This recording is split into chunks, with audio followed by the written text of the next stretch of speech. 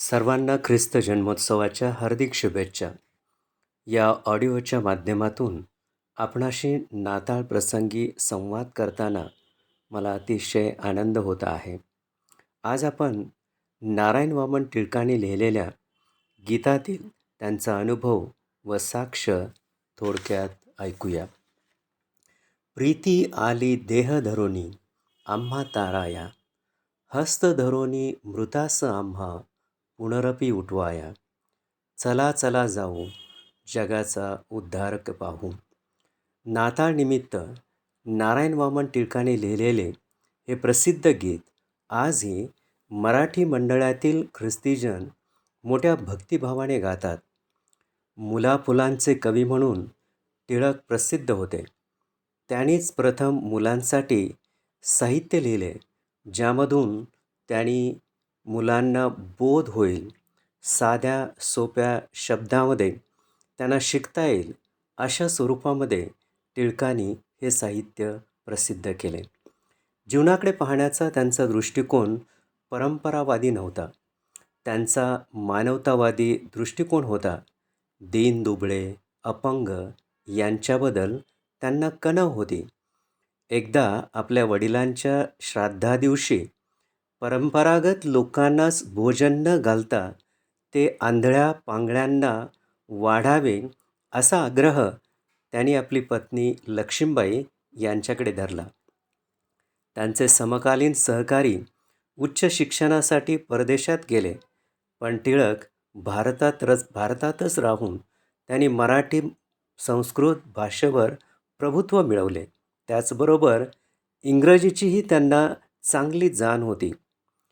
ते राजनांदगाव येथे राजेसाहेबांकडे त्यांच्या शाळेत शिक्षक म्हणून व काही वेळ महाराजांच्या कचेरीत कारकुनी म्हणून काम करू लागले. त्यांच्याच कोर्टाच्या कामानिमित्ताने ते परगावी गेले. परत येताना त्यांना इंटरमिडिएट वर्गाचे रेल्वेच्या तिकीटची व्यवस्था केली गेली. या वर्गातून त्या काळात फक्त गोरे लोक प्रवास करीत असत. जर चुकून कोणी भारतीयांनी त्या वर्गामध्ये प्रवेश करण्याचा प्रयत्न केला तर ते त्यांना हुसकावून लावीत किंवा त्यांच्या प्रती अपशब्द बोलीत असत. टिळकांना ती पार्श्वभूमी माहिती होती आणि ते विचार डोक्यात घेऊन त्यांनी डब्यामध्ये प्रवेश केला. समोरच त्यांना गोरा माणूस दिसला. टिळकांची अपेक्षा होती की त्यांच्याकडून अशा प्रकारचे काही शब्द येतील, प्रतिक्रिया येतील, म्हणून ते थोडे अवघडलेल्या अवस्थेतच जाऊन तिथे बसले. गोऱ्या साहेबांच्या चेहऱ्याकडे त्यांनी पाहिलं आणि टिळकांना आश्चर्य वाटले.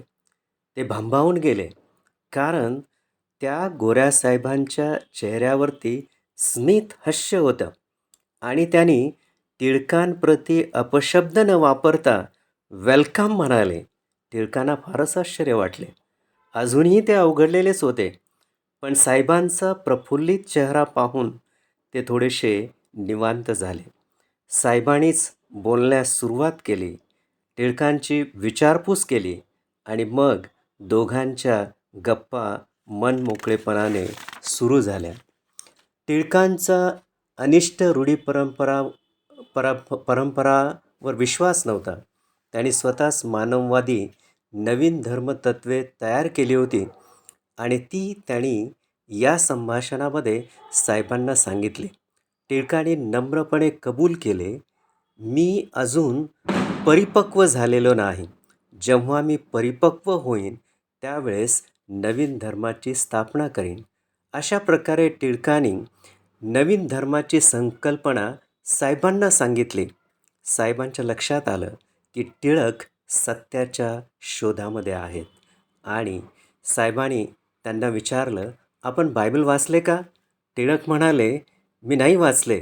मी बायबल सोडून इस्लामसहित इतर सर्व धर्मांचा अभ्यास केला आहे.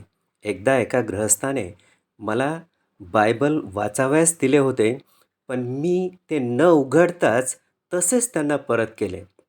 साहेब म्हणाले, मी आता तुमच्यासोबत वाद घालत नाही, पण मी तुम्हाला विनंती करतो की हे पवित्र शास्त्र मी तुम्हाला देत आहे, त्याचे तुम्ही 3 वेळा वाचन करा. या पवित्र शास्त्रामध्ये काही ठिकाणी मी अधोरेखित खुणा केल्या आहेत. ती बायबलमधली वचने जाणीवपूर्वक वाचा. टिळकांना ती गोष्ट तितकी आवडली नाही. परंतु साहेबांनी त्यांना ते पवित्र शास्त्र दिलं होतं. त्यांची मर्जी सांभाळावी किंवा त्यांचा तो गोड स्वभाव, प्रेमळ स्वभाव यामुळे ते प्रभावित झाले होते आणि त्या कारणास्तव टिळकांनी बायबल वाचायला सुरुवात केली. बायबल वाचणं, उघडपणे वाचणं त्यांच्यासाठी तसं सोपं नव्हतं. गुपचूप घरामध्ये बायबलचं वाचन चालू चालू झालं. जेव्हा डोंगरावरील प्रवचनापर्यंत ते आले, त्यावेळेस टिळकांच्या अंतःकरणामध्ये कार्य झालं आणि येशू ख्रिस्ताच्या शिकवणीकडे ते अधिकाधिक प्रभावित झाले. बरेच दिवस पवित्र शास्त्राचा अभ्यास त्यांनी चालू केला. वेगवेगळ्या मिशनऱ्यांकडे गेले, अभ्यासकांकडे गेले आणि त्यांनी त्यांच्या शंकांचं निरसन करून घेतलं. एकदा त्यांना बायबलमध्येच पॅलेस्टाईनचा उल्लेख आहे म्हणून त्यांना पॅलेस्टाईनच्या इतिहासाचा अभ्यास करावयाचा होता. पण पुस्तक कुठून मिळणार? प्रयत्न केला, पुस्तक नाही मिळालं. कचेरीमध्ये कामाचं कामाच्या निमित्ताने त्यांना काही फाईल्स हव्या होत्या आणि मग त्यांनी त्यांचा जो त्यांचं सहकारी होता, त्यांना काही फाईल शोधण्यास सांगितल्या. सर्व ऑफिसमध्ये फाईल शोधल्या, परंतु ती फाईल कामाची काही सापडली नाही.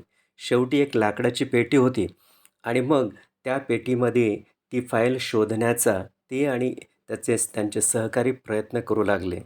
शोधत गेले. शेवटी त्यांना 3 पुस्तकं त्या फाईलसोबत सापडली आणि त्यामधील जे एक पुस्तक होतं, ज्यामध्ये पॅलेस्टाईनचा इतिहास त्यांना सापडला आणि यावरून त्यांच्या लक्षात आलं की मी ख्रिस्ताकडे मागितलं, त्यानं सांगितलं ज्याप्रमाणे मागा म्हणजे मिळेल आणि त्याप्रमाणे मी मागितलं आणि मला मिळालं.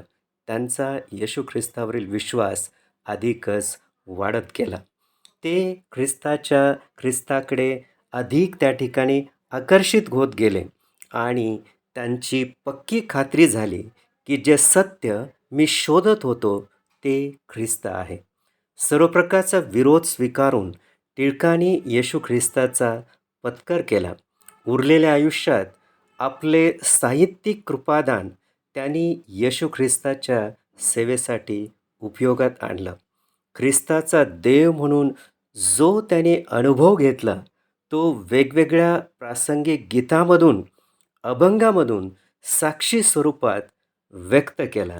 येशूच्या जन्माकडे पाहताना ते म्हणतात, प्रीती आली देह धरोनी आम्हा ताराया, हस्त धरोनी मृतास आम्हा पुनरपी उठवाया. जय जय येशू या मधुघोषे भुवना व्यापाया. प्रभूला हृदयी साठवून घेऊ, चला चला जाऊ जगाचा उद्धारक पाहू.